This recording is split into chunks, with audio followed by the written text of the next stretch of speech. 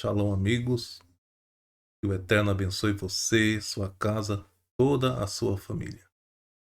Hoje, com muita alegria, vamos dar início a um novo ciclo da Torá, após o encerramento da Torá que aconteceu no último dia da festa de Sukkot. Retomamos hoje, desde o princípio, o estudo da Torá. Esse ciclo que é contínuo, que é constante, que já acontece há milênios, é de estudar a Torá em forma de porções. Esse método que foi desenvolvido pelo sacerdote Esdra, quando o nosso povo retornou do cativeiro, lá da Babilônia, o nosso povo compreendeu que o desvio da Torá foi a razão, foi o motivo pelo qual eles foram levados cativos. E como um método para que isso nunca mais acontecesse, então se dividiu a Torá, que são os 5 primeiros livros das Escrituras, para que fosse estudada em porção a cada Shabat. E assim, durante um ano, toda ela fosse estudada. Na verdade, pessoal, essa recomendação já tinha sido dada pelo Eterno. Um dia o Eterno disse para Josué e Joshua que ele meditasse na Torá noite e dia, para não se desviar nem para a direita e nem para a esquerda. Se o povo de Israel tivesse levado isso, a sério, com certeza eles não teriam sido levados cativo, não teria sido levado à Babilônia, não teria se desviado da Torá. Então, a partir do momento que o povo retornou do cativeiro, se elaborou esse método muito bom, né? Com certeza inspirado pelo Eterno. Nós vamos ver o Mashiach e Yeshua também estando nas sinagogas no Shabat, conforme o costume. Isso está escrito nos escritos nazarenos. Isso prova que o Mashiach comprovou, e concordou com esse método. Tanto é que ele utilizava de forma metafórica nos seus milagres, nas suas parábolas, esse método. Um exemplo foi quando ele fez ali a multiplicação dos pães e dos peixes. 5 pães, uma referência aos 5 rolos da Torá. Vamos ver hoje que o número 5 aparece muitas vezes na escritura e é sem dúvida uma referência aos 5 rolos da Torá. E os 2 peixes que representam os 2 pães. Então o Mashiach utilizava muito esse método e com certeza é uma recomendação do Eterno.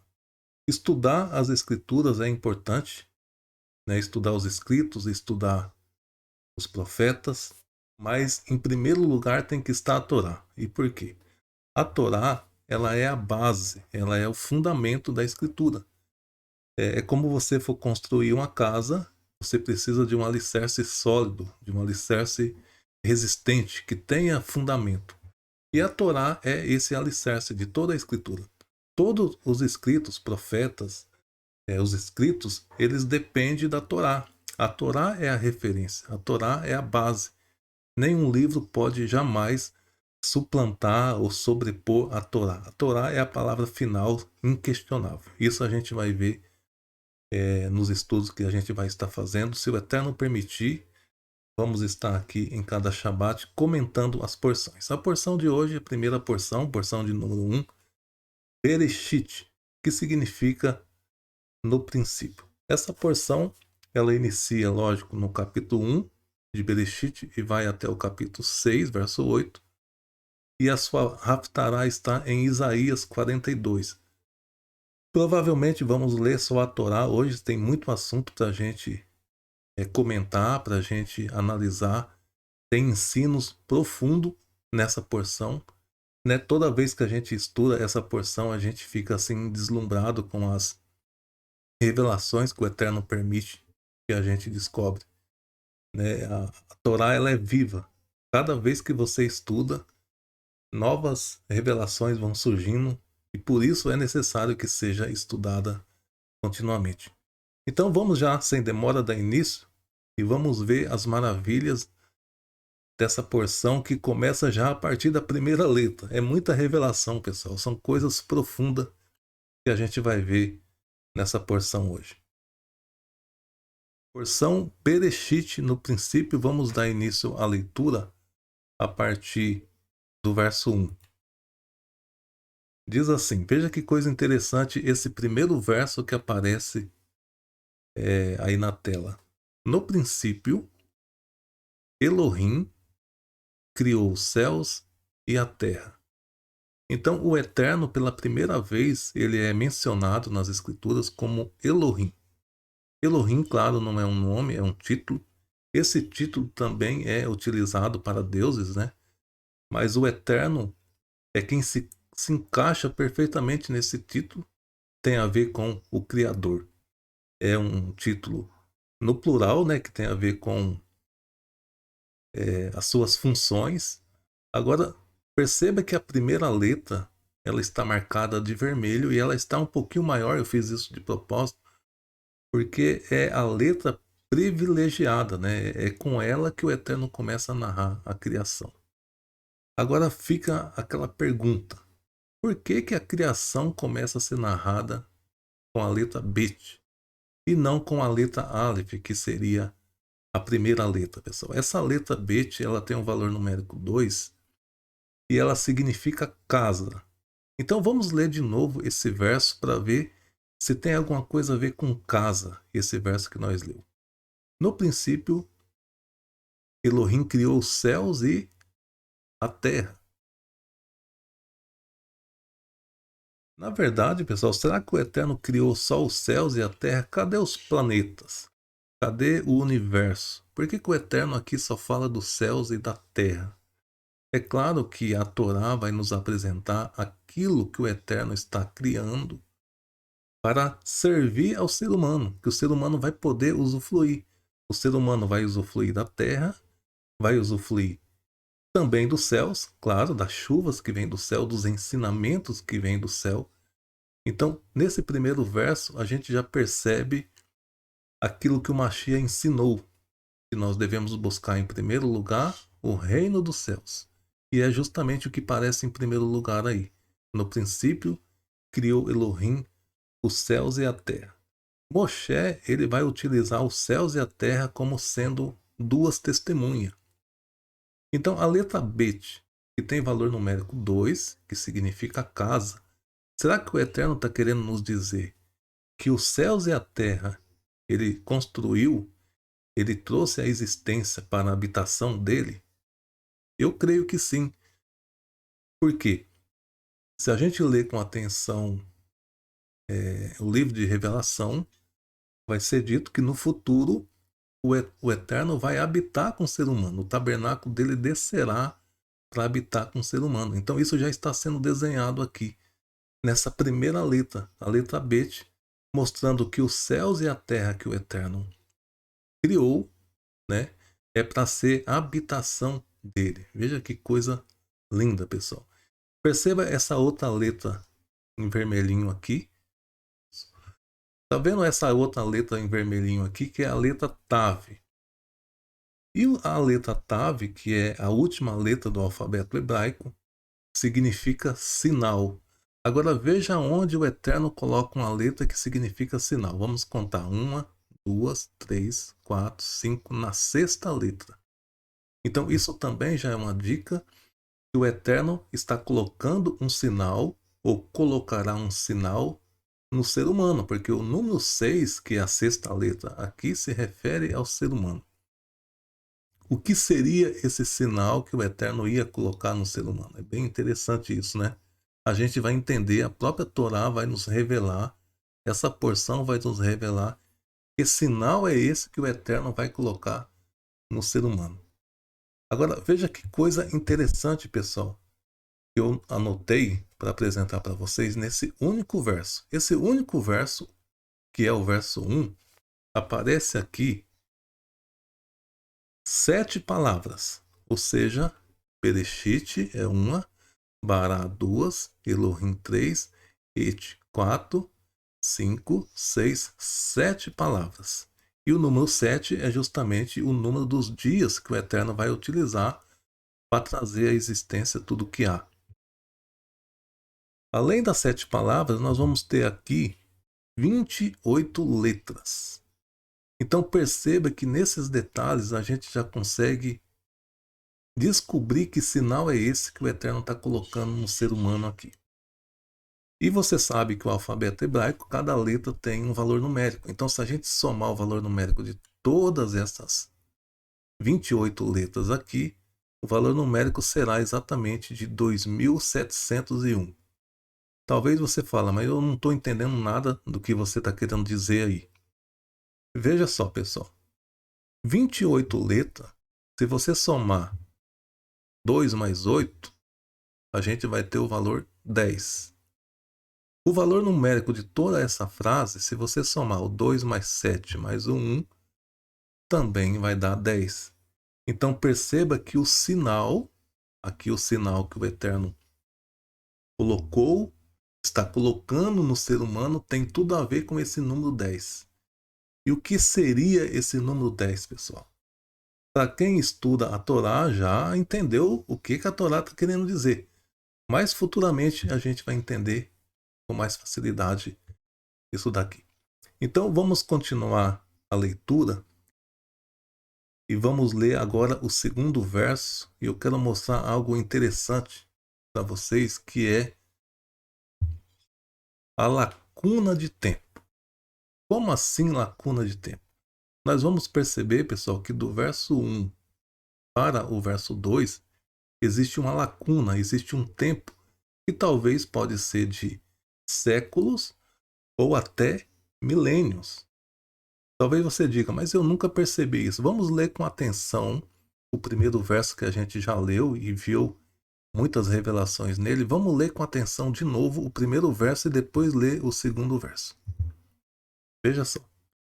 No princípio, criou Elohim os céus e a terra. Vamos ver o verso 2. E a terra tornou-se um caos, desabitada, e escuridão havia sobre a face da profundeza, e o mover de Elohim pairou ou pairava sobre a face das águas. Então perceba, pessoal, que essa terra que o Eterno criou no princípio, veja o verso 2, ela tornou-se um caos, desabitada. Então, será que o Eterno criou a terra assim, um caos e desabitada? Não faz sentido. O que o texto está querendo dizer aqui é que em um princípio em que nós não sabemos quando, o Eterno criou os céus e a terra. Mas em dado momento, essa terra tornou-se um caos, ficou desabitada. Agora a pergunta, o que aconteceu para essa terra tornar-se um caos? Ela ficou desabitada, então habitava seres nessa terra. Quem habitava nessa terra? Veja quantas perguntas a gente pode fazer aqui, pessoal. Na verdade, esses dois primeiros versos aqui é uma introdução, claro, para o verso 3, onde vai começar a narrar a criação do mundo que nós conhecemos. Então, a Torá não vai nos explicar quando foi esse princípio e nem quando foi que essa terra se tornou um caos e quem habitava aqui. É interessante que às vezes, né, a arqueologia encontra ossos e quando eles vão buscar a datação desses ossos, eles dizem que tem centenas de milhares de anos. Ora, se nós contar segundo a escritura, a partir do primeiro homem, Adão, a Terra ainda não tem 6.000 anos. Então, será que esses ossos não podem ser daqui, pessoal? Dessa Terra aqui, que num princípio foi criada, mas que num momento tornou-se um caos? Vamos perceber que essa Terra está imersa dentro do abismo. E o que é o abismo? A profundeza do mar, no fundo do mar, aonde a Terra está. E mesmo a Terra estando ali em um abismo, a Torá vai nos dizer que o mover de Adonai pairava, né, sobre as águas, tipo assim, cuidando de algo precioso que estava imerso ali no abismo. A Torá não vai nos revelar isso. Eu perguntei aqui, né, que a gente está questionando. Moshe, ele disse que as coisas reveladas pertencem a nós, mas as ocultas pertencem ao Eterno. Então, vamos respeitar o que disse Moshe, né? Vamos seguir o conselho dele e não vamos ficar questionando isso, nem tentando encontrar a resposta Isso é então apenas uma interrogação que vai ficar para a gente. Quem sabe no futuro, quem sabe no mundo vindouro, a gente pode entender essas coisas. Então vamos agora para o verso 3, pessoal. Vamos para o verso 3, onde começa a narrar de fato a criação do mundo que nós conhecemos. E aí vem uma outra questão. A gente vai iniciar com uma outra pergunta. Já que nós não tivemos resposta sobre a pergunta que fizemos sobre a Terra, né? Que Terra é essa? Quando foi que essa Terra foi criada e quando ela se tornou um caos? Vamos partir para uma outra pergunta e essa sim a gente vai ter resposta dentro dessa própria porção Bereshit. Quem era a luz no primeiro dia da criação? E por que, pessoal, essa pergunta? Nós vamos ver que a criação começa a partir da luz. A primeira coisa que o Eterno vai trazer é a luz.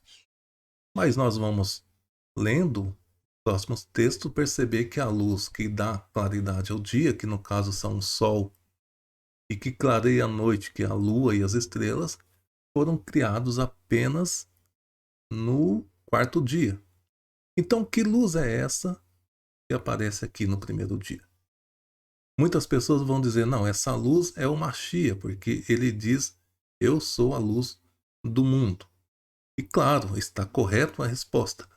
O problema é as pessoas não saber quem é o Mashiach, porque quando se fala no Messias, como é conhecido, né, no meio religioso, Jesus, eles associam com um personagem, com um homem, ou com um Deus, né, um semideus, criado pelo sistema religioso.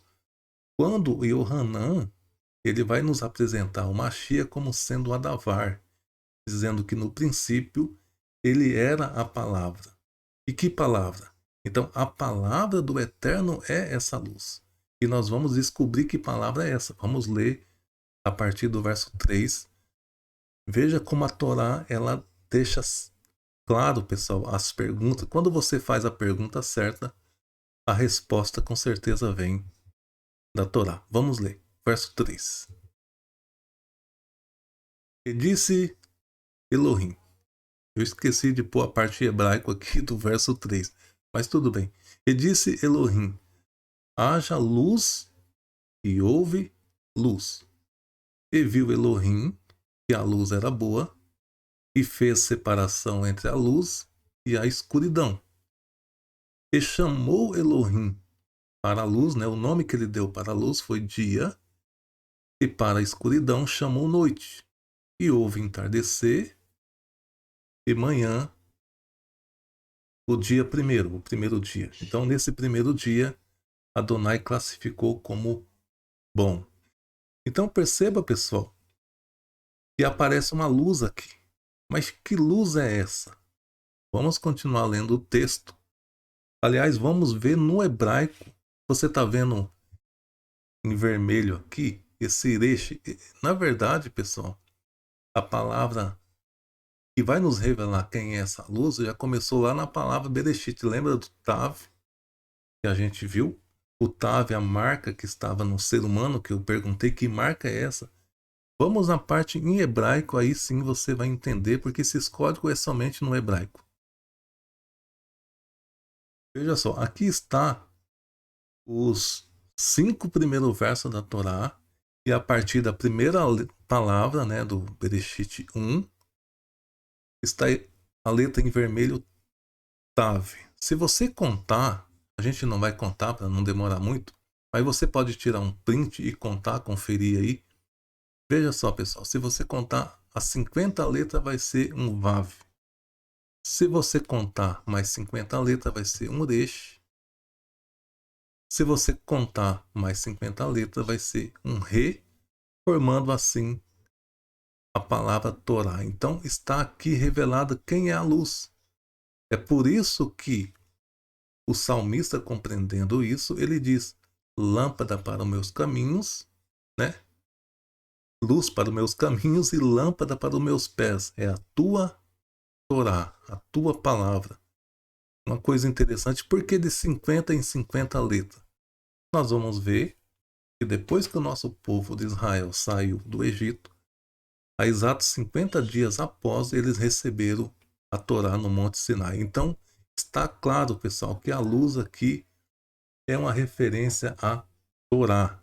É a Torá que traz luz para aqueles que estão em trevas. Talvez você não concorde com isso e diga, mas eu jamais ia entender isso, porque isso no hebraico eu não sei ler hebraico. Veja, você pode ver esse código até mesmo no português. Vamos ler de novo para você ver que essa palavra luz aqui, sendo referência à Torá, não é coisa da minha cabeça. A própria Torá prova isso. Vamos ler de novo, pessoal. Eu quero que você conta quantas vezes aparece a palavra luz. Veja só. E disse Elohim, haja luz. E houve luz. E viu Elohim que a luz era boa. Então vamos contar. Eu marquei de vermelho para ficar fácil. 1, 2, 3, 4, 5. 5 vezes aparece a palavra luz aqui. Então o Eterno está deixando claro para nós, pessoal, que a palavra luz é uma referência a algo que tem a ver com o número 5 ou com o número 10. E o que a gente relaciona com o número 5 ou com o número 10? Exatamente a Torá, os 5 rolos da Torá. Então a luz que ilumina o mundo, a luz que tira o homem da escuridão é a Torá. Isso está bem claro aqui nesses 5 primeiros versos que a gente acabou de ler. Vamos dar continuidade, vamos para o verso 6, mas antes eu quero explicar a você o seguinte, essa frase aqui, ó, que houve tarde e manhã o dia primeiro. Isso prova para a gente o quê? Que o dia inicia no anoitecer, ao pôr do sol, como está na frase aqui. Então, o dia, pessoal, não começa à meia-noite como a gente está acostumado com o nosso calendário. Claro, esse é o calendário humano. O calendário do Eterno, ele inicia o dia a partir do pôr do sol. Então, quando a Torá diz que houve tardes e manhã, como vai estar na maioria das traduções, a palavra tarde ali é uma referência à noite. E amanhã, uma referência ao dia. A gente vai ver isso futuramente quando vai falar dos sacrifícios contínuos, onde era feito o sacrifício pela manhã e pela tarde, tardes e manhã. O sacrifício da tarde era sacrifício feito em favor da noite, enquanto que o sacrifício da manhã era feito em favor do dia. Então, tarde e manhã, uma referência à noite e uma referência ao dia. E isso também é um ensinamento para nós, pessoal. O Eterno está mostrando que após a escuridão vem a luz, né? Então, o que importa é como termina e não como começa. Vamos dar continuidade na porção, porque temos coisas interessantíssimas para ver nessa porção. O verso 6, o segundo dia. E disse Elohim, haja um firmamento no meio das águas, que separe águas de águas. E fez Elohim o firmamento, e fez separação entre águas e águas. Então esse firmamento é como se fosse uma bolha, né? um vácuo, onde existem águas por cima e águas por baixo.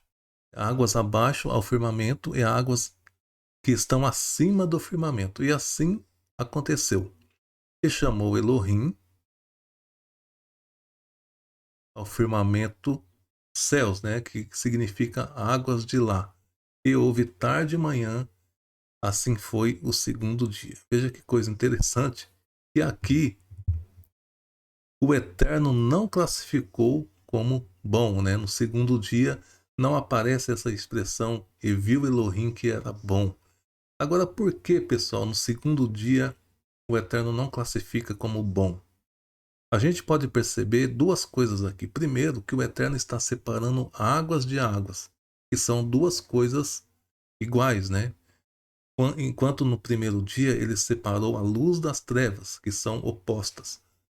Águas e águas são coisas iguais. Pode ser que o Eterno está nos mostrando que não é bom quando há separação das mesmas coisas. E continuando o texto, a gente vai perceber que essa separação que o Eterno começou a fazer no segundo dia, ele não terminou.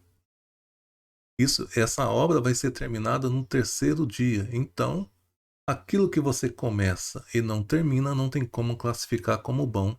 Só será bom quando terminar. E é isso que a gente vai ver no terceiro dia, o Eterno finalizando o que ele começou aqui no segundo dia. Verso 9 diz: E disse Elohim: seja reunido as águas de debaixo dos céus em um só lugar, e seja vista que a porção seca apareça. E assim aconteceu. E chamou Elohim a porção seca, né, de terra, e para o ajuntamento chamou de mares. E viu Elohim que era bom. Então perceba que aqui o Eterno finaliza o que ele começou no segundo dia.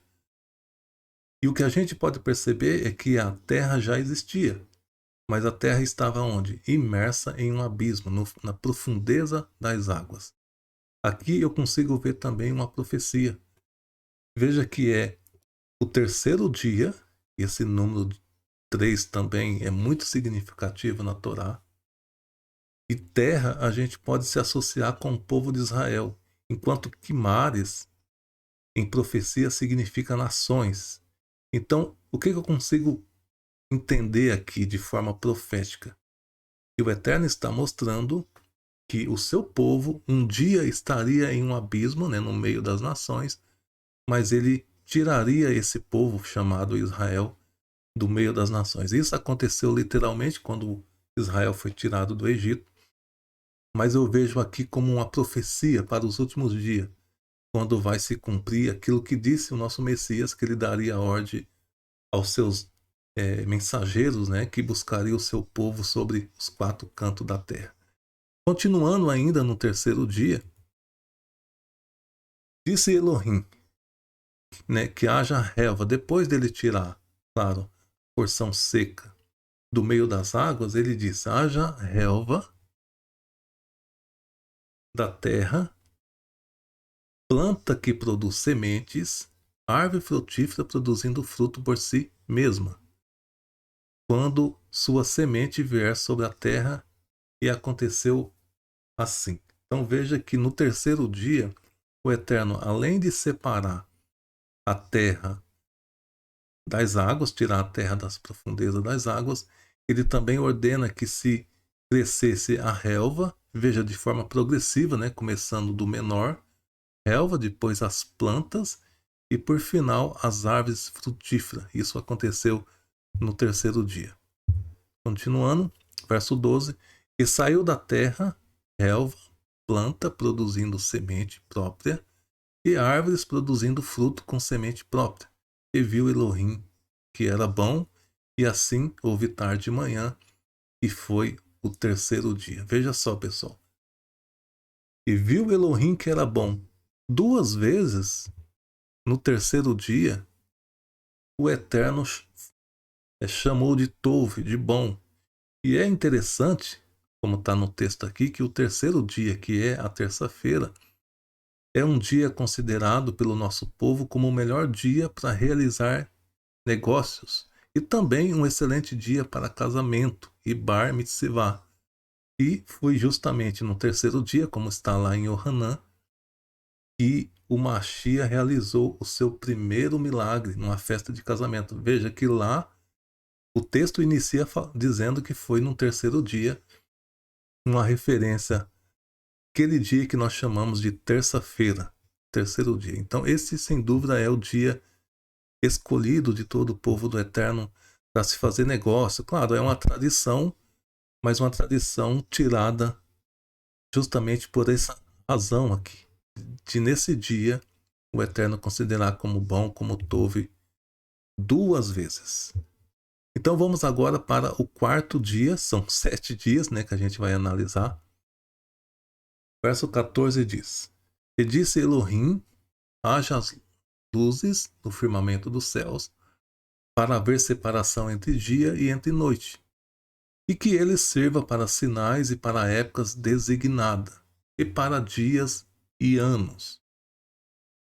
e que ele seja luzeiro no firmamento dos céus para a luz sobre a terra. E assim aconteceu.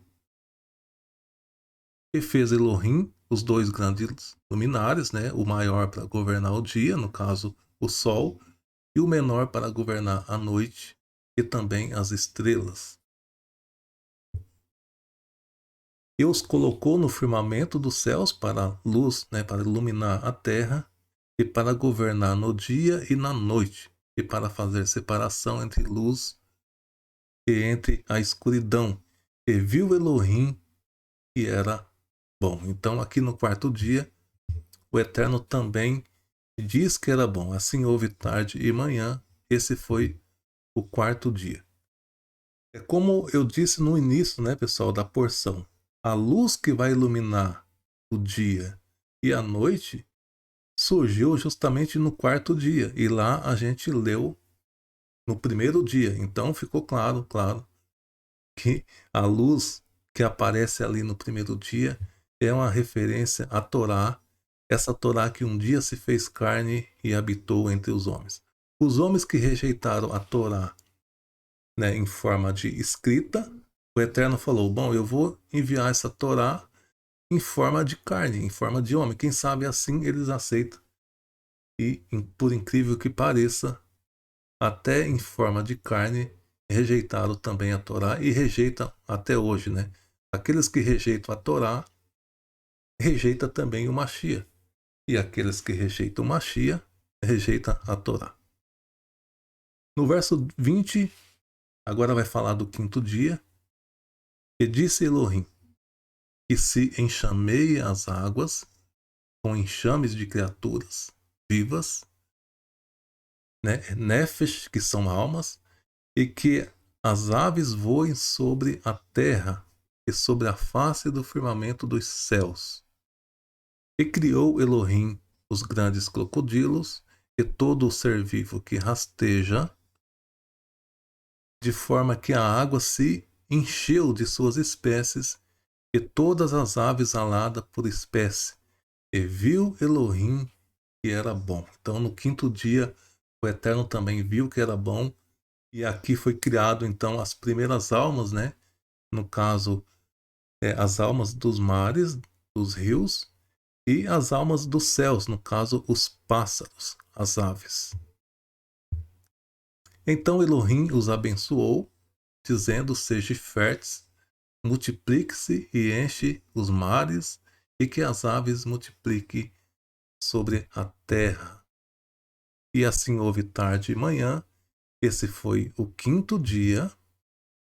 E o Eterno classificou também o quinto dia como bom, como Tov, muito bom. Verso 24, vamos agora para o sexto dia. E disse Elohim, produza a terra criaturas vivas, ou seja, nefesh, alma viva, por espécie, bestas, feras e rastejantes e animais selvagens por espécie. E assim aconteceu. E fez Elohim animais selvagens da terra por espécie, as bestas feras por espécie, e todo o rastejante do solo por espécie. E viu Elohim que era bom. Veja, a gente está aqui no sexto dia. E disse Elohim, depois de ter criado, claro, todos os animais, veja o que o Eterno vai dizer. E a pergunta é, pessoal, para quem que o Eterno ele vai dizer essa palavra, né? Ele vai dizer o que ele vai fazer. Veja só, e disse Elohim, façamos a humanidade na nossa imagem, conforme nossa semelhança. E estarão abaixo deles, né, do ser humano, os peixes do mar, as aves do céu, as bestas feras, e toda a terra, e todas as criaturas rastejantes que rastejam sobre a terra. Então perceba que o Eterno está conversando com alguém, e com esse alguém, ele diz, vamos fazer, façamos o homem à nossa imagem e à nossa semelhança. Já já nós vamos entender o que é ser a imagem e a semelhança do Eterno. No verso 27 continua, E criou Elohim a humanidade, né, o ser humano, na sua imagem. Na imagem de Elohim os criou, macho e fêmea. E os abençoou, Elohim, e disse para eles: frutifique e multiplique-se, e enche e domine, governe os peixes do mar, as aves do céu, e toda criaturas vivas que rasteja sobre a terra. Então, o Eterno entrega ao ser humano o governo de tudo o que ele criou. Vamos para o verso 29, a gente completar o raciocínio. E disse Elohim, perceba, né, falando para o ser humano, perceba, eu presenteio para vocês toda planta que produz semente, e estão sobre face de toda a terra, e toda árvore que produz fruto, que produz semente. Para vocês será para comer, né, para se alimentar. E a todo o animal da terra, e a toda a ave dos céus, e para toda criatura que rasteja sobre a terra, e que há uma alma viva. Todas as plantas verdes serão para alimento. Então veja que as plantas era para ser alimento tanto do ser humano como dos animais. E assim será, né, no mundo vindouro, segundo os profetas. E viu Elohim tudo o que fez, e percebeu que era muito bom, pessoal. Agora aparece a palavra Tov Meod, muito bom. E assim houve tarde e manhã, o sexto dia. Adonai classificou o sexto dia como Tov, bom. Tov Meod, muito bom. Então, na verdade, o sexto dia também o Eterno chamou de bom duas vezes. É bem interessante isso. Vamos fazer um resumo dos 7 dias da criação para a gente ver quantas vezes o Eterno falou que era bom. Lembra que no primeiro verso da porção, quando a gente iniciou a leitura, o primeiro verso apareceu 7 letras. E agora nós estamos vendo que o Eterno vai criar tudo em 7 dias. E agora veja quantas vezes o Eterno vai usar a palavra Tov, a palavra bom. A exatos 7 vezes, pessoal. No primeiro dia, onde houve a separação da luz e trevas, Adonai falou que era bom uma vez. No segundo dia, quando houve separação de águas e águas, nesse dia não houve, né, a expressão Tov, a expressão bom. No terceiro dia, o Eterno compensou o que não aconteceu no segundo dia, porque no terceiro terminou aquilo que se iniciou no segundo, que foi a separação das águas e da terra, e também o surgimento das relvas, das plantas e das árvores. O Eterno chamou de Tov duas vezes no terceiro dia. No quarto dia foi o dia da criação dos luminares celestes. O Eterno falou Tov, bom, uma vez. No quinto dia da criação das almas, das águas e dos céus, né, os peixes e os pássaros, o Eterno também chamou de Tov, de bom. E no sexto dia, que foi o dia da criação dos animais e do homem, o Eterno falou Tov duas vezes, ou seja, foi o dia em que o Eterno finalizou a criação, criando por final o ser humano. Veja que a obra especial do Eterno, o ser humano, foi criado no sexto dia. Quando o ser humano foi criado, pessoal, tudo já estava pronto. Veja como o Eterno foi cuidadoso com o ser humano, né? O ser humano é a obra-prima da sua criação. E o sétimo dia foi o dia em que Adonai descansou, separou e santificou. Bom, já que nós falamos do sétimo dia, que o Eterno descansou, e também separou e santificou, vamos ler isso. Vamos ver então que esse dia chamado Shabat, ele é o sinal do povo escolhido. Como assim, pessoal? A gente vai perceber que o Eterno, dos 6 dias da criação, o Eterno chamou o primeiro dia de primeiro dia, o segundo dia de segundo, o terceiro de terceiro, ou seja, o Eterno não deu nome para os dias. O único dia que o Eterno vai dar nome é exatamente o Shabat. E isso, pessoal, derruba por terra todas as teorias ignorantes que existem por aí de querer dizer que o Shabat pode ser qualquer dia. Jamais. O Eterno, só pelo fato dele não dar nome para nenhum dos dias e só para o Shabat, já é para deixar claro que o Shabat é um único dia. É o sétimo dia da semana. Não tem como você querer fazer de um domingo um Shabat. Não tem como você querer fazer de uma segunda um Shabat. A não ser que seja um Shabat festivo. Mas o Shabat do sétimo dia, que é o memorial da criação, somente no sétimo dia. Agora veja que coisa interessante, que de forma codificada, quando o Eterno vai falar do sétimo dia, o Eterno coloca o nome de um povo que ainda não existia. Um povo que só vai existir há no mínimo 2000 anos após a criação. Vamos ler o texto para você ver que coisa incrível. O último verso, né, do capítulo 1 de Bereshit, e aí a gente já entra no capítulo 2, na verdade foi separado, mal separado, tá, pessoal? Esse negócio de separar capítulo, claro, isso ajudou em algum aspecto, mas em outros atrapalha, porque as pessoas pensam que terminou o capítulo lá no verso 31. Mas o verso 1 do capítulo 2 é sequência do verso 31 do capítulo 1. Jamais poderia ter dividido ali esse capítulo. Assim, iniciando no capítulo 2, verso 1. Assim os céus e a terra foram, e todo o seu exército foram terminados. No sétimo dia, a obra de Elohim estava completa.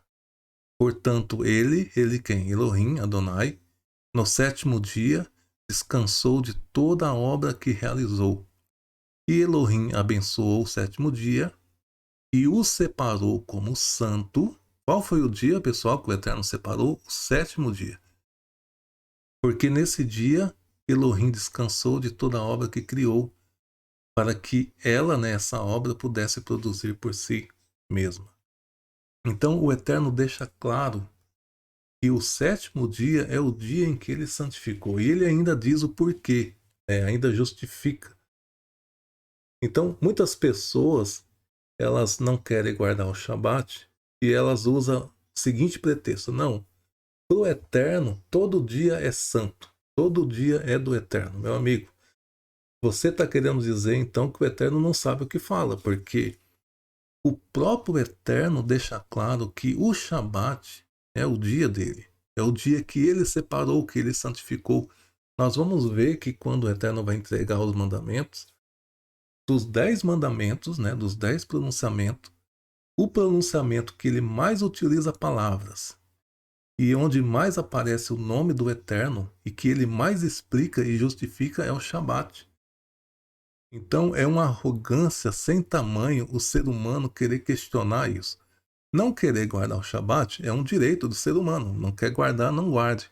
Agora, querer justificar e querer usar textos totalmente fora de contexto para dizer que o Shabat pode ser qualquer dia, isso é o cúmulo da arrogância humana. Infelizmente, o ser humano é assim. Agora, vocês estão vendo aí em vermelho, primeiro a letra Yud, né? Deixa eu mostrar aqui com o mouse o Yud. Se você contar 7 letras, vai aparecer o Shin. Se você contar mais 7 o Resh, mais 7 o Aleph, mais 7 o Lamed, formando assim o nome de Israel, pessoal. Isso é incrível, porque aqui nós estamos falando do sétimo dia da criação. Israel só vai existir, o nome Israel vai aparecer pela primeira vez há mais de 2000 anos desse acontecimento aqui. Então é incrível isso, porque o Eterno já está mostrando de forma codificada que Israel é o povo que vai guardar o Shabat.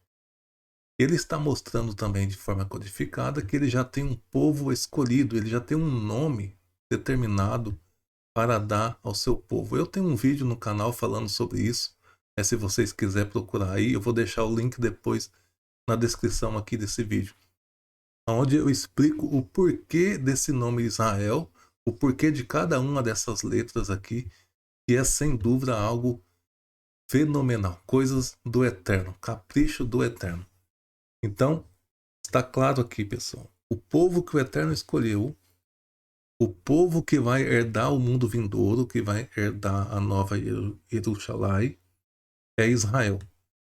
E por que a gente sabe disso? Porque Apocalipse deixa claro, a cidade tem 12 portas e o nome de cada uma das tribos está na porta. Então, para entrar nessa cidade, tem que fazer parte desse povo. E quem é esse povo? O povo que guarda o Shabat. Está claro aqui. Dizer que faz parte do povo de Israel, mas não guarda o Shabat, é simplesmente uma arrogância humana, né? Pode até dizer, mas a Torá deixa claro, o povo do eterno, o povo de Israel, é o povo que vai guardar o Shabat. Então, vamos ver o próximo slide, onde vai ser dito que Salmos 33 diz assim, pessoal. Nós vimos que todas as coisas foram criadas através da boca do Eterno, né? Através da sua palavra.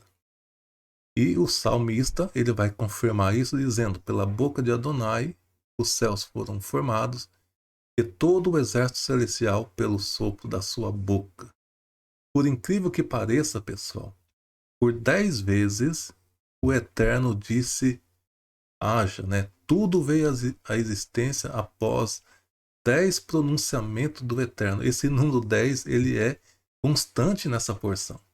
Já já a gente vai entender mais sobre esse número 10, que tem tudo a ver com as 10 palavras. Então vamos ver qual foi os 10 pronunciamentos que o Eterno falou com sua boca e passou a existir após ele dizer.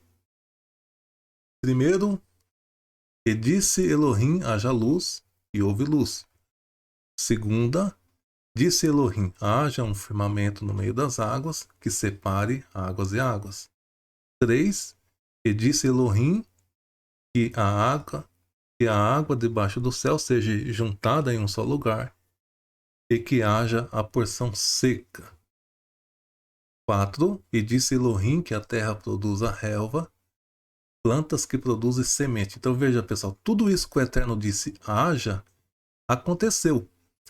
Quinta vez, e disse Elohim haja luzes no firmamento do céu para separar o dia da noite. Sexto, e disse Elohim que a água se encha de enxames e de criaturas.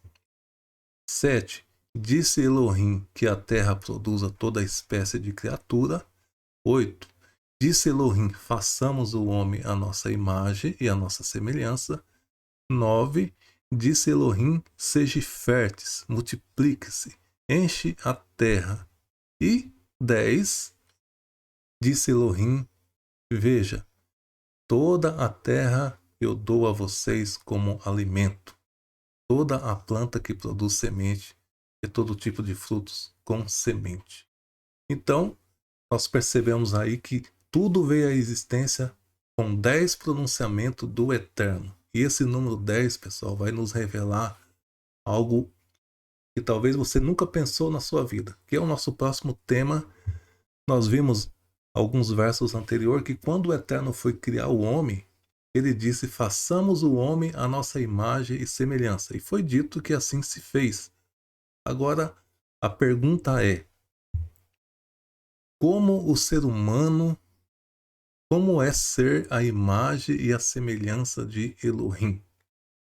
O que você, o que nós, seres humanos, devemos fazer para ser considerado como imagem e semelhança de Elohim? Pessoal, de forma codificada, a Torá nos mostra isso. Vamos ler capítulo 2, verso 7, onde vai dar os detalhes da criação do ser humano. Diz assim, verso 7. E fez Adonai Elohim, o ser humano, do pó do solo, do pó da terra. Perceba, pessoal, nós somos pó. Nós somos pó. Eu espero que você tenha entendido, eu vou repetir. Nós, seres humanos, somos pó, feito do pó. E o Eterno soprou nas suas narinas, nas narinas do homem feito do pó, o fôlego de vida e o homem passou a ser. Ouviu bem? O ser humano passou a ser e não a ter uma alma viva. As religiões plantou na mente das pessoas que as pessoas têm alma, que o ser humano tem alma. Não, pessoal. O ser humano não tem alma. O ser humano é uma alma. E nós precisamos ser humildes para reconhecer que nós fomos feitos do pó. E nós só estamos vivos porque em nós há o fôlego de vida soprado pelo Eterno. Mas quando esse sopro de vida ele retorna ao Eterno, nós retornamos para o nosso estado original. Voltamos a ser pó. Então perceba, o ser humano só passou a ser uma alma viva quando o Eterno soprou nele o fôlego de vida. Então, o que ele era antes do fôlego de vida? Ele era uma alma sem vida. Então, é isso que acontece quando o ser humano morre. Essa teoria religiosa de que o ser humano tem uma alma que vai para o seio de Abraão, que vai para o inferno e que vai para o céu, pessoal, isso são tudo mito religioso, pessoal. Isso não tem base nenhuma nas escrituras, principalmente na Torá. Veja o que a Torá está dizendo aqui. O Eterno fez o ser humano do pó da terra e soprou nele o fôlego de vida. E aí ele passou a ser e não a ter uma alma. Todos nós somos uma alma e todos nós temos o mesmo rua, o mesmo espírito, o mesmo fôlego de vida que vem do Eterno. O Eterno é a fonte da nossa vida. Quando o ser humano morre, o nosso fôlego retorna, né, à sua fonte, retorna ao seu Criador. Isso não importa se o ser humano é bom, se é mau, quem ele seja. Se ele é grande, se ele é pequeno, o fôlego de todo ser humano e até dos animais retorna para o Eterno, porque ele é a fonte da vida. Enquanto que o corpo foi feito do pó, volta para o pó, então a gente passa a ser uma alma sem vida, aguardando a ressurreição, que é uma promessa. Essa sim eu creio de todo o meu coração, que um dia todos nós vamos levantar do pó. O Mashiach falou isso, pessoal. Ele deixou claro isso e eu creio nisso mais do que no ar que eu respiro. Então, continuando, né, para a gente voltar ao raciocínio que a gente quer descobrir como ser a imagem e semelhança do Eterno. E plantou Adonai, Elohim, um jardim no Éden, ao leste, e colocou ali o ser humano que formou. Então perceba, pessoal, que ser igual ao Eterno não é ir morar no céu, não é ser eterno, como muitas pessoas pensam, porque nós não somos eternos. Nós só seremos eternos no mundo vindouro porque nós vamos se alimentar da árvore da vida. Senão, nós morreríamos. É a árvore da vida que vai dar vida para o povo no mundo vindouro. Então perceba aqui de azul a letra Yud. Se a gente contar 13 letras, vamos para o outro slide, né, para ficar melhor. Se a gente contar 13 letras, pessoal, a gente vai chegar aqui no Re. Se a gente contar mais 13, o Vav, mais 13, o Re, novamente, formando o nome sagrado. Então, o nome do Eterno aparece aqui dentro desse texto, aonde fala que ele soprou o fôlego de vida. Mas também aparece aqui um outro nome, em vermelho, só que de 10 em 10 letras. Lembra que eu disse que esse número 10 é constante nessa porção? Então, aqui está a imagem e a semelhança do Eterno.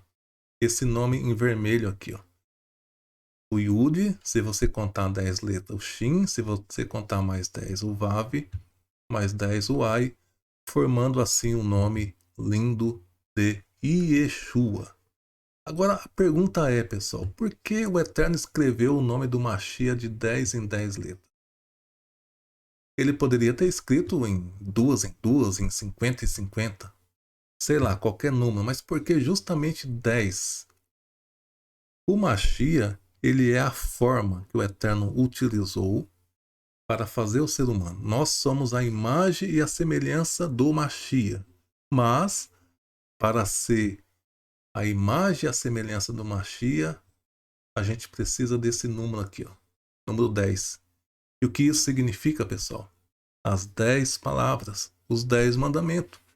A imagem e semelhança do Eterno é aquele que obedece às 10 palavras. Está dentro do texto aqui, de forma codificada. Vamos dar continuidade para o assunto não ficar muito longo. São muitos assuntos que a gente tem para ver nessa porção. O próximo assunto também é uma pergunta que é sobre a árvore do conhecimento do bem e do mal. O que seria, pessoal? O que seria essa árvore do conhecimento do bem e do mal? Por que o Eterno criou uma árvore assim e colocou ali à disposição do ser humano, mas proíbe o ser humano de ter acesso? Será que essa árvore aqui fazia o homem saber o que é bem e o que é mal? Ou será que essa árvore fazia o homem saber apenas o que era mal? É o que eu entendo. Por quê? O ser humano já sabia o que era bem. O bem era obedecer. Mas a partir do momento em que ele se alimentasse dessa árvore, ele estava desobedecendo, e a partir daí ele conheceu não só o bem e também o mal. Acontece que a forma do texto dizer dá a impressão que a árvore era do bem e do mal, né? E isso acontece muito por causa da cultura hebraica. A cultura hebraica tem uma forma diferente de falar das coisas. Mas vamos ler o texto com atenção. A árvore da vida versus a árvore do conhecimento. Tá faltando um O aqui, né? Ok. Diz assim: E fez crescer, né? E Adonai fez crescer do solo toda a árvore agradável de aparência e boa para comer, boa para se alimentar. E também a árvore da vida no meio do jardim, e a árvore do conhecimento de bem e mal. Então, o que parece é que essa árvore, ela faria o homem conhecer bem e mal. Eu entendo, pessoal, que não. Ela fazia o homem conhecer o mal, porque o bem ele já conhecia. É apenas uma expressão hebraica que dá a entender que essa árvore fazia o homem conhecer tanto o bem como o mal. O bem ele já conhecia, que era o eterno, que era obedecer ao eterno. Essa é a minha visão, né? Caso você veja diferente, tudo bem, a gente não vai brigar por isso. Mas vamos continuar lendo o texto para a gente entender essas coisas. E tomou Elohim o homem e pôs no jardim para lavrar e para guardar.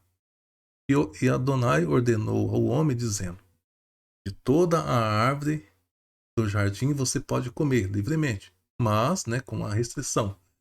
Da árvore da ciência do bem e do mal, dela não comerás. Agora preste muita atenção no que o Eterno vai dizer aqui, pessoal. Porque no dia em que comeres, certamente morrerás. Agora a pergunta é: será que isso aqui é verdade ou uma mentira? Será que da boca do Eterno sairia uma mentira, pessoal? É óbvio que não. Isso aqui é uma verdade que nunca será questionada. No dia em que comer, morrerá. Mas a gente vai perceber que a serpente vai dizer que isso não é verdade. E muita gente acredita até hoje que o ser humano não morre. É como eu disse, né? Alguns versos anteriores, que o ser humano ele quer ser eterno, ele acha que ele tem uma alma que continua viva após a morte. Ou seja, ele não leva em conta o que o Eterno disse aqui. Ó. Certamente morrerás.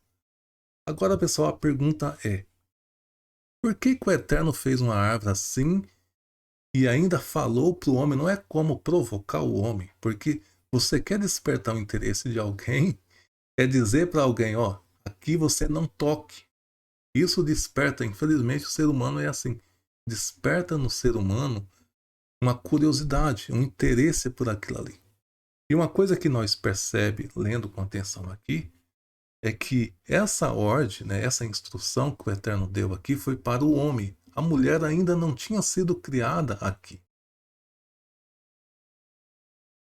Por que será que o Eterno não criou primeiro a mulher para passar essa orientação de que não deveria tocar nessa árvore já para os dois, para o homem e para a mulher?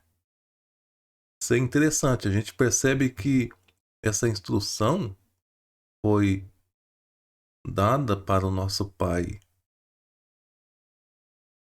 Adão antes que a mulher fosse criada. Então, no próximo tema, né, no próximo slide, vamos ver o detalhe da criação da mulher.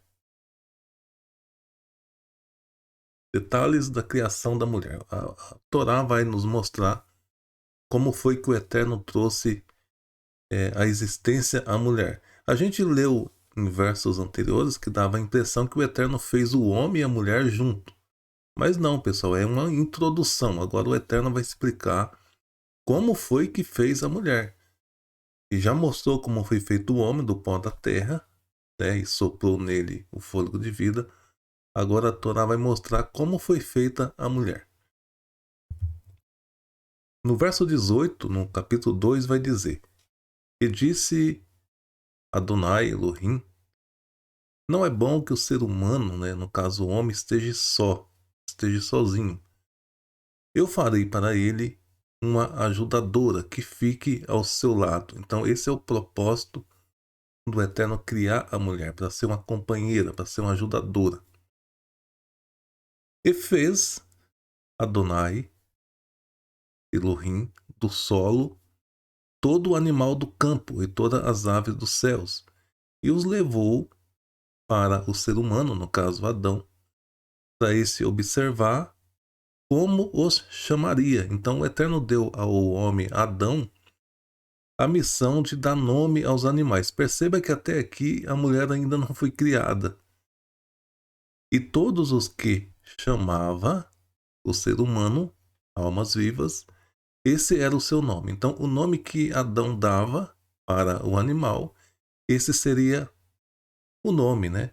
Então se o Eterno tivesse criado a mulher antes, a mulher ajudaria o homem a escolher o nome dos animais, mas a gente percebe que não, que a mulher vai ser criada depois. Inclusive existe até uma piada que diz que as mulheres iam fazer muita confusão, né? Elas iam falar que aquele nome que Adão escolheu não combinava com a cara daquele animal, que deveria ser assim, que deveria ser aquilo. Claro que isso é uma piada, até engraçada. Mas veja o que vai dizer o próximo verso.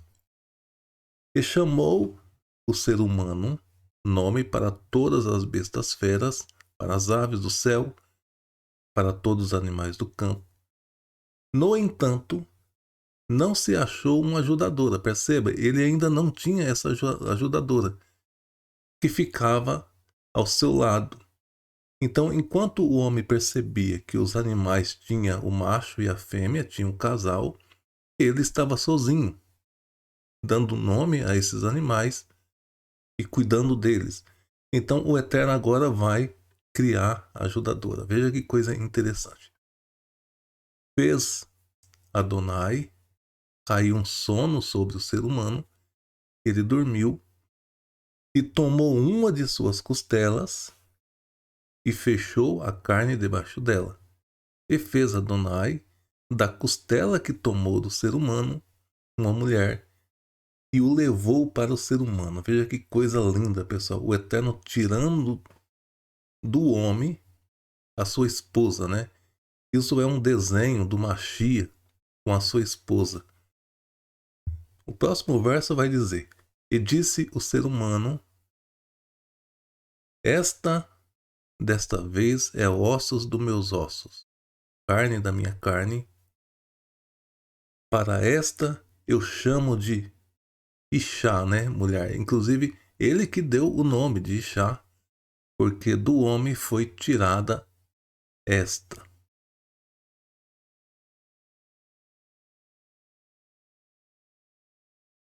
Portanto, aqui o Eterno falando, né? Portanto, deixará o homem seu pai e sua mãe, e se unirá à sua mulher, e eles se tornarão uma só carne.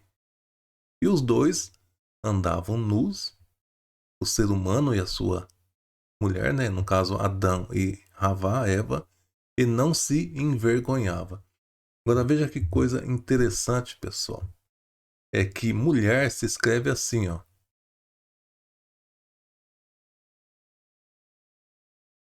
Isha, né? Isha. E aqui é Ish, homem. Você percebe que no Ish, que quer dizer homem, você vai ter o Yud de vermelho. E na Isha, você vai ter o Re de vermelho aqui, que é as duas letras do nome do Eterno. O nome do Eterno, né, que tem as 4 consoantes. A primeira letra do nome do Eterno está no homem e a última letra do nome do Eterno, então, e também a segunda, né, vai estar na mulher. Então, se você tirar o Re aqui, vai ficar só o Aleph e o Shin, formando a palavra Esh.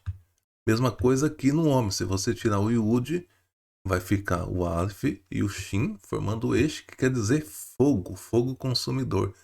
Então, o Eterno está desenhando aqui que o homem precisa da presença do Eterno nele, né? O homem e a mulher, os dois, quando se unem, tem o nome do Eterno aí. Isso é muito interessante, muito lindo isso. Agora, o próximo tema, veja que o Eterno vai explicar como criou a mulher, para depois entrar no próximo tema, porque a mulher vai ter tudo a ver com o que vai acontecer. Inclusive, ela será, né, a protagonista do que vai acontecer, que é a desobediência, né, o comer daquela árvore que o Eterno proibiu o homem de comer. A mentira da serpente pregada até o dia de hoje. E que mentira é essa, pessoal? Essa é uma mentira que dura séculos, né, e milênios. E é impressionante como o ser humano se apegou a essa mentira e não larga dela por nada, que é a mentira de que o ser humano não morre. É incrível, eu tenho visto pessoas que estudam a Torá, estudam as escrituras, mas eles não conseguem se desprender desse mito, né, desse misticismo religioso que é a crença na imortalidade. E quem pregou isso foi justamente a serpente. Vamos ler com atenção, né, o que aconteceu aqui. Em Bereshit 3 agora, vai dizer assim: ora, a serpente era mais astuta que todos os animais do campo que Elohim tinha feito. E esta, né, a serpente disse à mulher, veja, a serpente ela vai na mulher, com certeza ela antes observou a mulher, premeditou tudo e disse assim: veja o que a serpente vai perguntar para a mulher, uma pergunta bem tendenciosa. É assim que Elohim disse: não comereis de toda a árvore do jardim? Porque disse Elohim, aliás, porque disse Elohim, não deve comer de nenhuma árvore do jardim? Veja, são perguntas que têm o propósito de causar confusão na mente de quem está ouvindo a pergunta. Agora veja a resposta da mulher. A mulher respondeu para a serpente: dos frutos das árvores do jardim podemos comer. Ou seja, o Eterno não proibiu nós de comer de nenhuma árvore, né? Foi essa a pergunta da serpente. Mas, veja o que a mulher vai dizer. Do fruto da árvore que está no meio do jardim, disse Elohim, não comereis dela e nem toque, ou seja, e não toque, pois morrerá. Então a gente percebe aqui o zelo que essa mulher tinha, achando que não podia nem sequer tocar nessa árvore. Então o que a gente entende? Como o Eterno não passou a instrução para a mulher e sim para o homem, Adão, com zelo, com cuidado, criou uma cerca. Falou para a mulher: olha, essa árvore aqui a gente não pode nem sequer tocar, porque no dia em que tocar, morrerá. E esse tipo de cerca existe muito no sistema religioso, né? Que às vezes acaba prejudicando ao invés de ajudar. Agora veja o que a serpente vai dizer.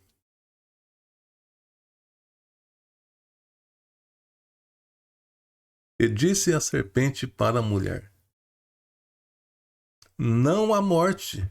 Olha só, pessoal, não há morte dizendo que o Eterno é mentiroso, né? Porque se o Eterno falou que morreria, olha que a serpente diz: não há morte, não morrerá. É incrível, pessoal, como essa ideia persiste até o dia de hoje. As pessoas insistem em dizer que o ser humano não morre, que a única coisa que acontece é sair desse corpo e passar para uma outra dimensão, para um outro lugar. Ou seja, eles continuam propagando essa mentira aqui da serpente. A mentira de que o homem não morre. Agora vamos ver o que aconteceu aqui. Veja, a serpente continua falando: pois é conhecedor Elohim, que no dia em que vocês comerem dela, se abrirão os olhos de vocês, e vocês se tornarão como Elohim, conhecedor de bem e mal. Então perceba que a serpente está sendo astuta, está despertando na mulher o interesse pela fruta. Então a mulher, com certeza, ao ouvir isso da serpente, olhou para aquela fruta que talvez ela nem tinha, né, se atentado tanto a essa fruta, e percebeu que a árvore era boa para comer e que o seu fruto era desejável para os seus olhos e agradável, a árvore para o conhecimento. E pegou um de seus frutos e comeu. Então veja, ela comeu e não morreu. Ela deve ter pensado: bom, a serpente está certa, eu comi e não morri. Ela mais que depressa pega esse fruto e leva também para o seu marido, que estava com ela, e ele também comeu. Veja que coisa incrível, pessoal, a desobediência à ordem do Eterno. E quando eles comeram, foram abertos os olhos dos dois, e eles conheceram que estavam nus, e costuraram folhas de figueira e fizeram para eles tangas, né? Fizeram para eles proteção nas partes íntimas. É interessante que a planta que aparece aqui, figueira, né? Logo depois dos olhos deles ser abertos, isso nos leva a crer que o fruto que elas comeu foi então um figo. Inclusive é a tradição se estudar a Torá debaixo de uma figueira. Nós vamos ver aparecer isso várias vezes nos profetas, quando fala que cada um estará debaixo da sua videira e da sua figueira. Inclusive o Messias falou sobre Natanael, né?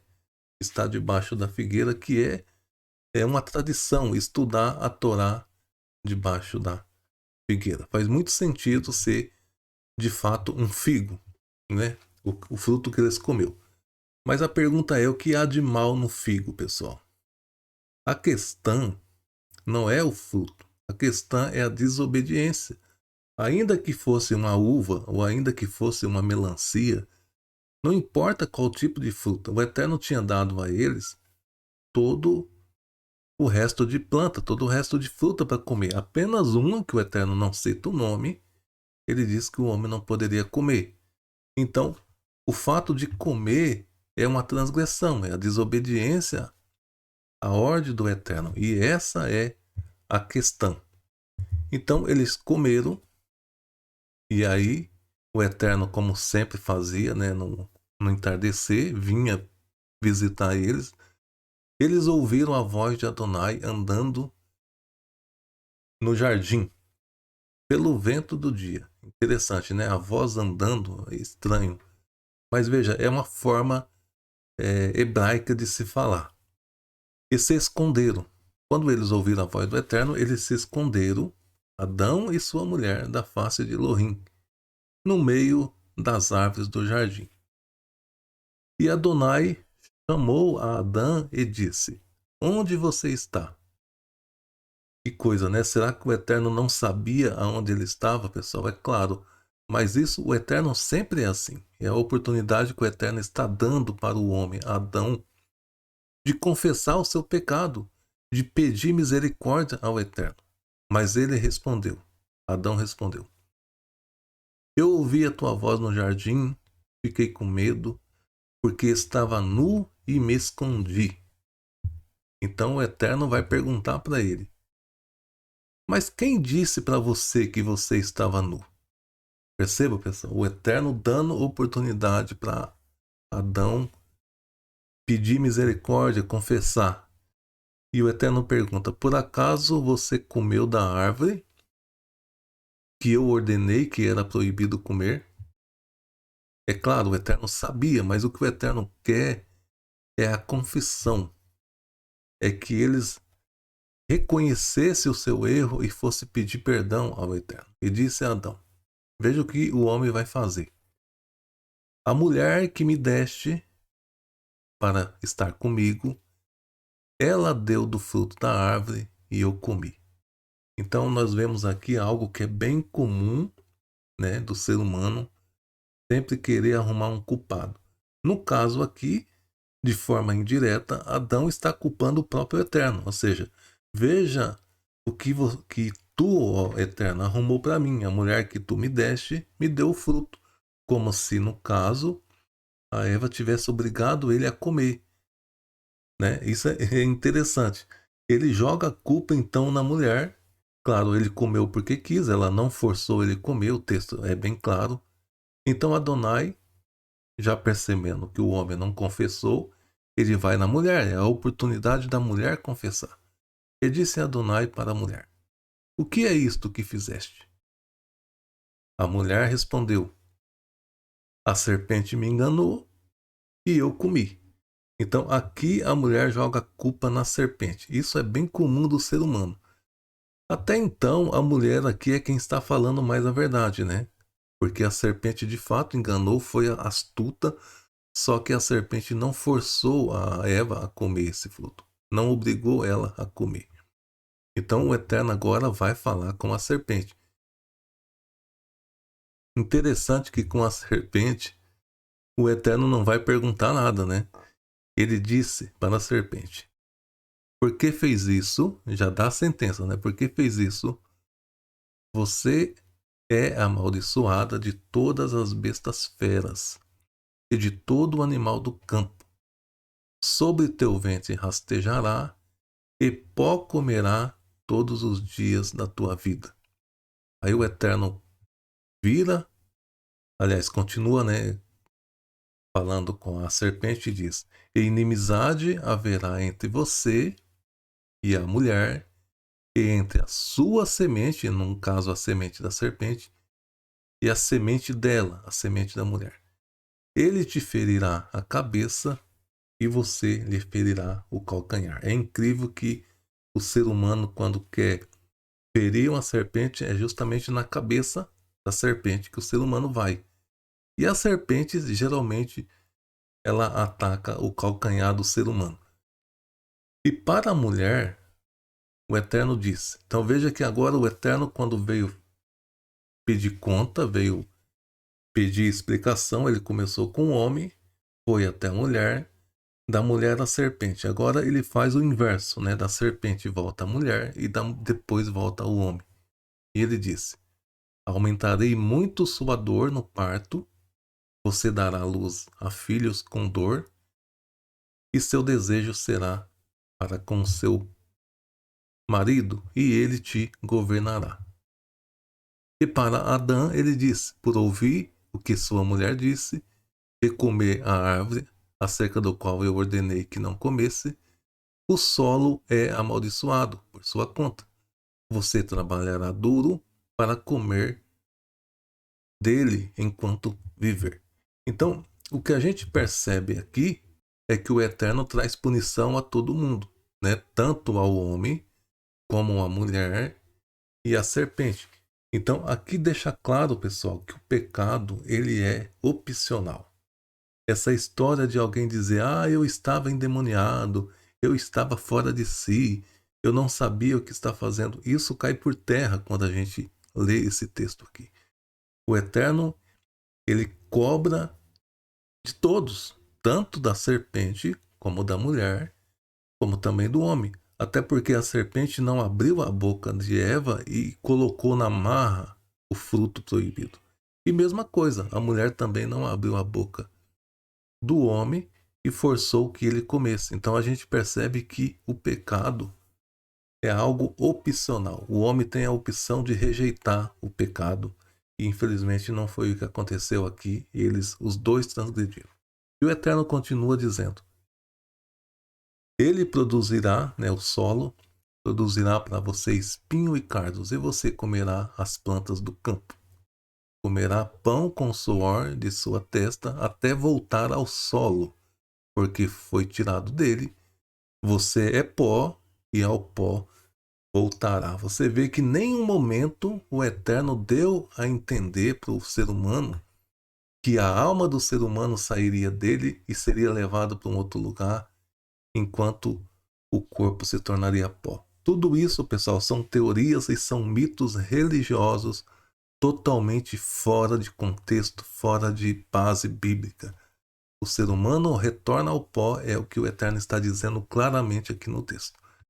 E Adonai fez roupas de pele, né, para Adão e sua mulher e o vestiu. E que dá a entender aqui que houve aí um sacrifício aonde o Eterno, com a pele desse sacrifício, fez roupa de couro para cobrir esse casal, né, os patriarcas, o primeiro homem e a primeira mulher. Claro, esse sacrifício também já apontando para aquele que um dia daria sua vida pelos nossos pecados.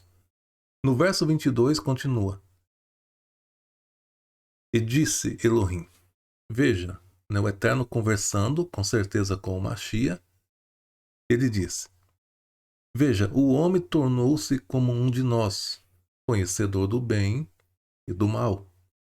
Por isso, eu vou evitar que ele estenda a mão e pegue também da árvore da vida, coma e viva para sempre. Então perceba, pessoal, que essa árvore da vida, ela tem a função de dar vida. E o Eterno então vai cortar o acesso do homem a essa árvore da vida. Então Adonai Elohim o enviou para fora do jardim para cultivar o solo de onde foi tirado. E por isso ele os expulsou, o homem, e o pôs a oeste do jardim do Éden. E pôs queruvins com espada flamejante que girava em todas as direções para guardar o caminho da árvore da vida. Ou seja, colocou os queruvins, no mínimo 2, né? Porque queruvins é no plural.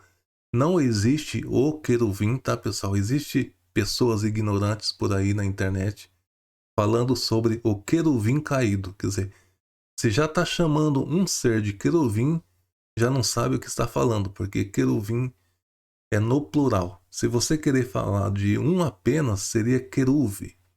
Mas quando fala queruvim, está falando no plural, está falando no mínimo de 2. E com certeza aqui são 2 que o Eterno colocou para guardar o acesso à árvore da vida.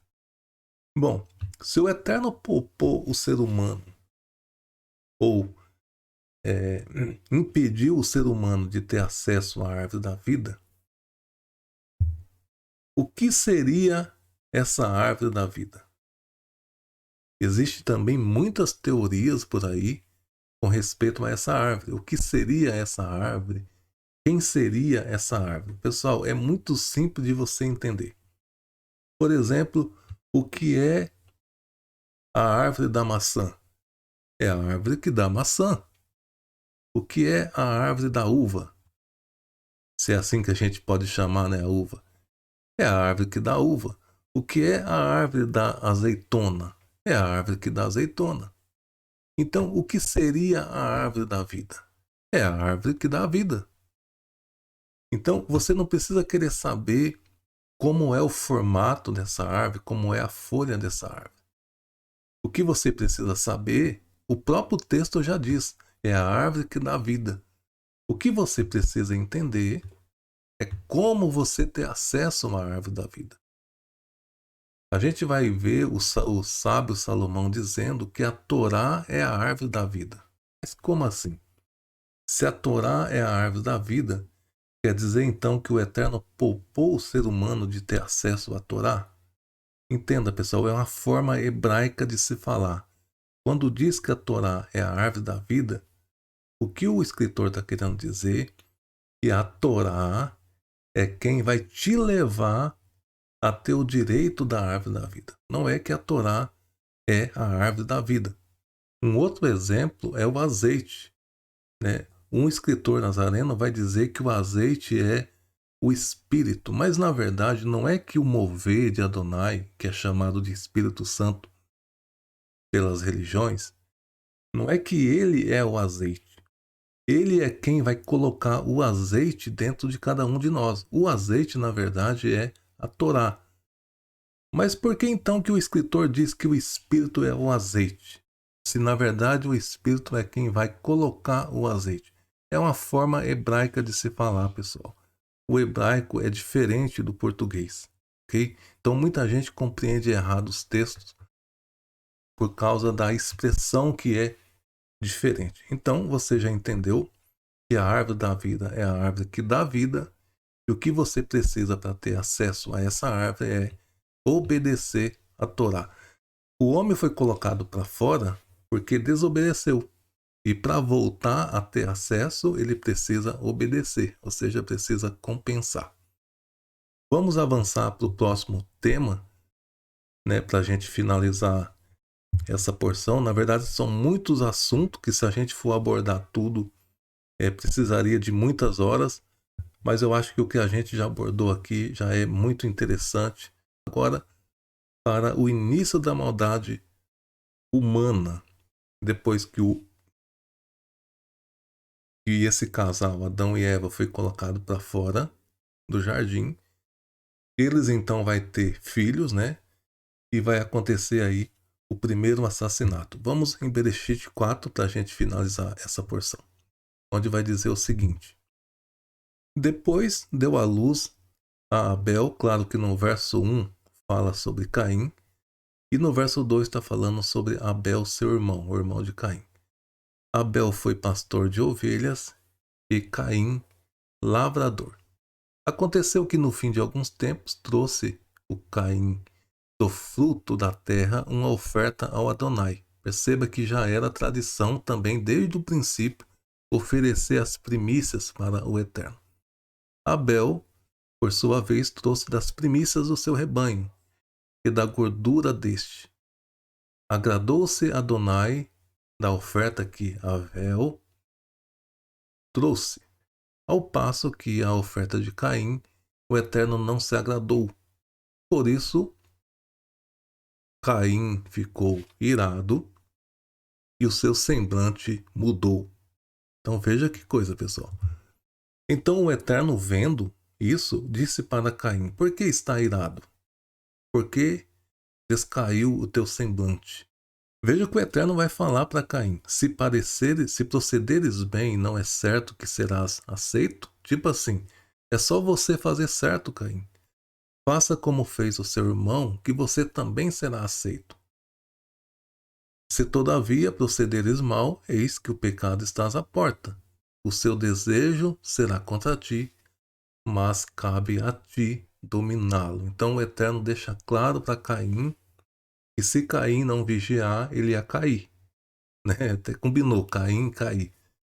Porque o ódio começou a nutrir o coração de Caim pelo seu irmão, quando na verdade ele deveria ver aonde que ele errou e seguir o exemplo do seu irmão. Mas infelizmente não é isso que ele vai fazer. Então aconteceu que Abel, né, já tinha planejado tudo. O Caim chamou Abel, seu irmão, dizendo: vamos ao campo. E estando eles no campo, sucedeu que se levantou Caim contra Abel, seu irmão, e o matou. É incrível como que já no início da humanidade acontece um assassinato, né? Como que Caim sabia matar alguém? De onde ele aprendeu isso? É incrível, né? Talvez ao ver os animais sendo sacrificados, que com certeza já começou o sacrifício dos animais, eu entendo o seguinte, pessoal.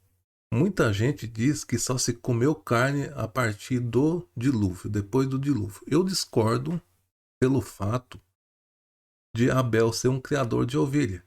Se ele é criador de ovelha, é claro que a ovelha se comia, né? Se era oferecido sacrifício ao Eterno de ovelha, então é claro que se comia ovelha. Se Noa ele sabia qual era o animal puro e qual era o animal impuro, então é óbvio que eles comiam. Pelo menos essa é a minha visão.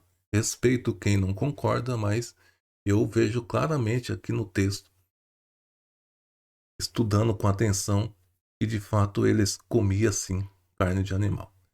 Então talvez Caim, vendo como se matava os animais, como se sacrificava o animal, ele planejou como matar o seu irmão. Bom, isso é pensamento meu, ok?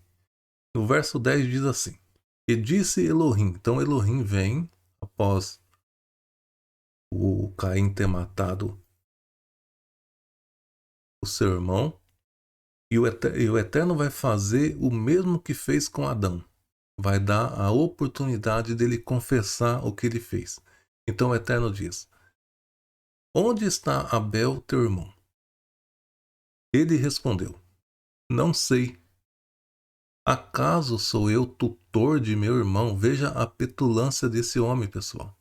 Veja como ele fala com o Eterno. Acaso eu sou tutor de meu irmão? Ou seja, eu sou cuidador dele, eu preciso dar conta de onde ele está? Então disse Elohim: O que você fez? O que fizeste? Pois a voz do sangue de teu irmão clama na terra a mim. Então veja que é uma forma figurativa, porque o sangue não clama, é só uma forma de dizer, com certeza a terra clamava ao Eterno que um sangue inocente foi derramado sobre ela. Então o Eterno diz: És agora, pois maldito por sobre a terra, cuja boca se abriu para receber de tuas mãos o sangue de teu irmão. Então veja que coisa incrível, né? A Torá aqui não vai dizer para nós quantos anos tinha Caim, nem quantos anos tinha Abel. Não diz também quantos anos tinha Adão quando teve esses filhos. Vai dizer sim a idade de Adão quando vai nascer o próximo filho, que é o Sete, né? Isso nós vamos ver na próxima porção.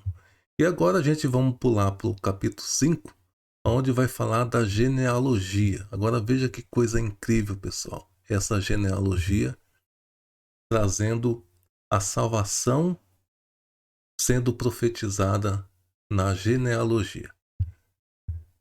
Veja só. Nós vamos ver que de Adão, o primeiro homem, até Noa vai se passar 10 gerações. E Noa também vai ter mais 3 filhos, né? E dentro dessas gerações, pessoal, vai ser escrito uma profecia. Porque cada um desses nomes tem significado, né? No hebraico tem significado, isso também é uma prova de que, com certeza, o hebraico é a língua da criação. Isso é inquestionável. Uma pessoa questionar que o hebraico é a língua da criação, realmente não vale nem a pena, pessoal, discutir com quem questiona isso, porque isso é provado constantemente nas escrituras. E aqui nesses nomes está uma prova. Perceba o seguinte: Adã, né, que significa a humanidade feita do pó, o Sete, que significa concedido, Enos, que é o terceiro na linhagem, vai significar homem mortal. Então vai se formar uma mensagem profética. Vamos para um outro slide para você entender melhor essas coisas e a gente finalizar com chave de ouro essa porção. Perceba que coisa incrível. Aqui nos 4 primeiros nas 4 primeiros nomes da genealogia, partindo de Adão, a história parece não estar sendo bem contada, porque veja o que se formou aqui com o significado desses nomes. Diz assim: a humanidade foi feita do pó, né? Foi concedida do pó. Homem mortal, triste e infeliz. Ou seja, se continuar nesse ritmo aqui, parece não acabar muito bem. Mas o Eterno vai mudar tudo, pessoal, a partir do 5º. Veja que coisa incrível. A partir do 5º, que é Mahalael, que significa o Eterno Bendito. Então, do 5º ao 10º, muda totalmente o rumo dessa profecia aqui. Vamos ler de novo? Olha só, a humanidade do pó foi concedido. Homem mortal, triste e infeliz. Mas, olha só, o eterno bendito irá descer, ele será dedicado, com a sua morte nos enviará e nos dará o poder e o direito de consolo e descanso.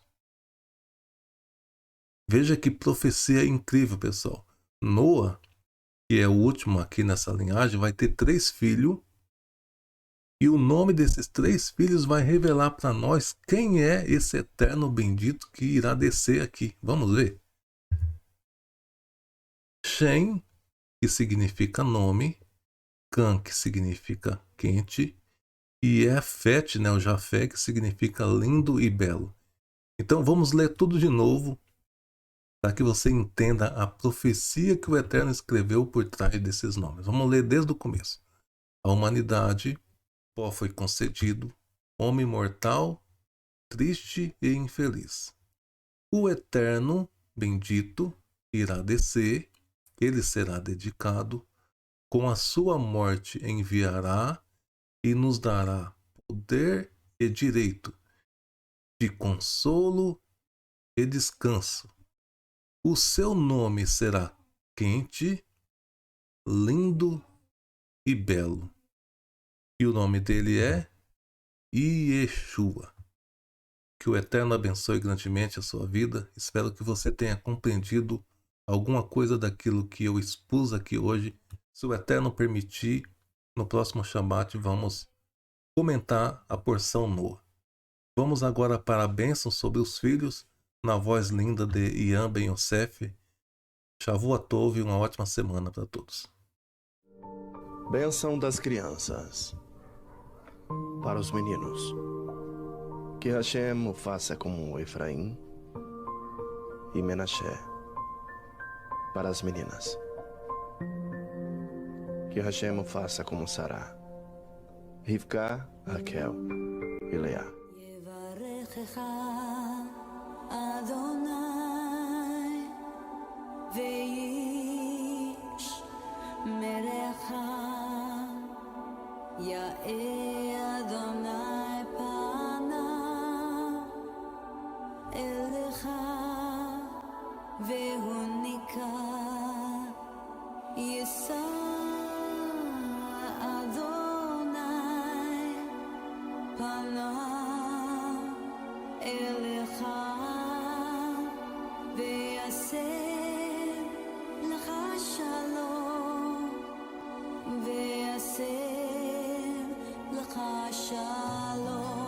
Que Adonai te abençoe e te guarde.